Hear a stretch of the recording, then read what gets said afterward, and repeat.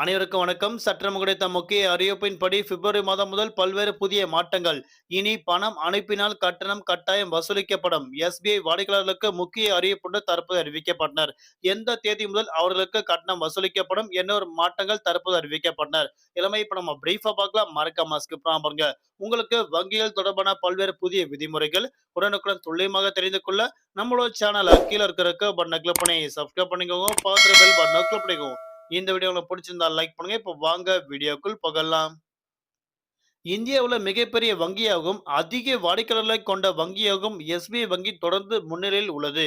இந்த எஸ்பிஐ வங்கியில பல்வேறு புதிய மாற்றங்கள் பிப்ரவரி மாதம் 5ஆம் தேதி முதல் கொண்டுவரப்பட உள்ளதாக தற்போது அறிவிக்கப்பட்டனர். அதாவது நீங்க உங்களோட வங்கிகள்ல இருந்து உங்களோட மொபைல் பேங்கிங் இல்ல உங்களோட நெட் பேங்கிங்ல இருந்து நீங்க பணம் அனுப்பும்போது, அதற்கு குறிப்பிட்ட பணம் அதிகமாக அனுப்பினால், அவர்களுக்கு ஜிஎஸ்டி பிளஸ் கட்டணம் வசூலிக்கப்படும் அறிவிக்கப்பட்டனர். குறிப்பாக நீங்க பிப்ரவரி மாதம் 5ஆம் தேதியிலிருந்து இந்த கட்டணம் வசூலிக்கப்படும் அறிவிக்கப்பட்டனர். குறிப்பாக நீங்க உங்களோட வங்கியிலிருந்து ரூ. 10,000 அனுப்பினால், உங்களுக்கு ஐஎம்பிஎஸ் வழியாக ரூ. 10,000 அனுப்பினால், உங்களுக்கு எந்த ஒரு கட்டணம் வசூலிக்கப்பட மாட்டாது.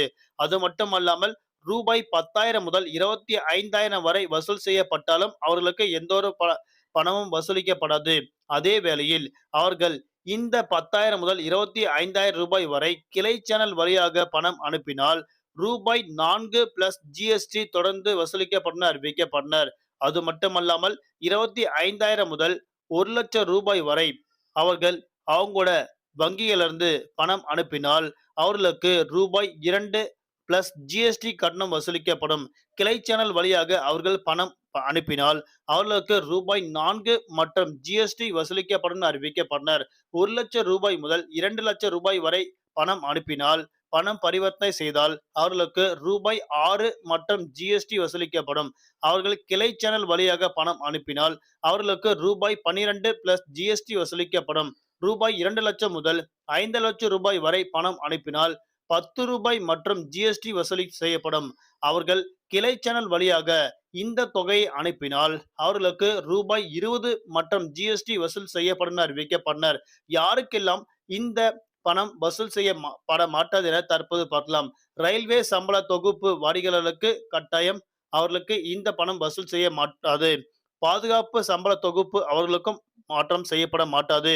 மத்திய ஆயுத காவல் படையினருக்கு இந்த சம்பளம் கண்டிப்பாக அதற்கான கட்டணம் வசூல் செய்யப்பட மாட்டாது என அறிவிக்கப்பட்டனர். காவல்துறையினருக்கும் வசூல் செய்ய மாட்டாது என அறிவிக்கப்பட்டனர். இதே போன்று பல்வேறு மாற்றங்கள் கொண்டுவரப்பட உள்ளதாக அறிவிக்கப்பட்டனர். மீண்டும் அடுத்த வீடியோவில் சந்திப்போம். நன்றி, வணக்கம்.